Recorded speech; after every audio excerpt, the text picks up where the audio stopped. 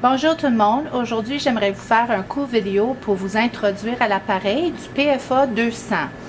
Cet appareil a comme utilité de vérifier la fonction plaquettaire en faisant ce qu'on appelle un temps d'occlusion.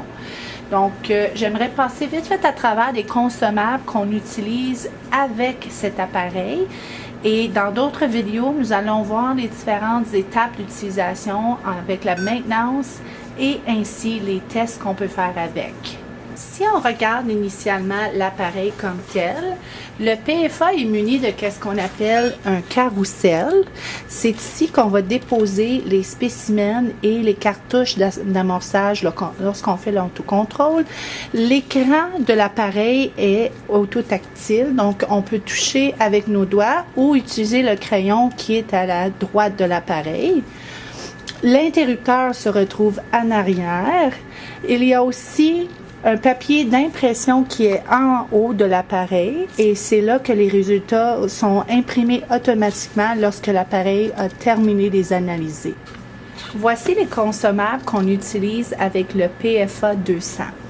Avant tout, nous avons ce qu'on appelle la solution d'amorçage ou de déclenchement, qui est une solution saline qui est utilisée pour les tests et les analyses comme telles. Nous avons aussi des cassettes dans lesquelles on va déposer nos cartouches, soit d'amorçage ou nos cartouches de test.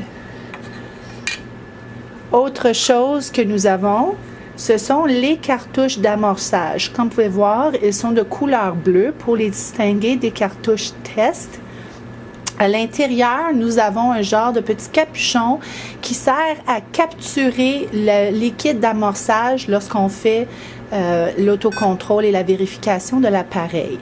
Une chose qui est toujours importante à vérifier avec ces cartouches, c'est de s'assurer que le petit papier qui est au bas est intact et que la cartouche ne soit pas crochée, car celle-ci pourrait être poignée dans le carrousel ou le liquide pourrait couler dans l'appareil.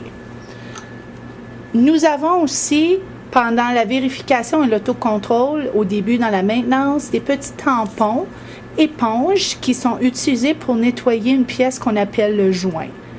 À ce tampon, on ajoute de l'alcool, comme vous allez voir dans les prochaines vidéos.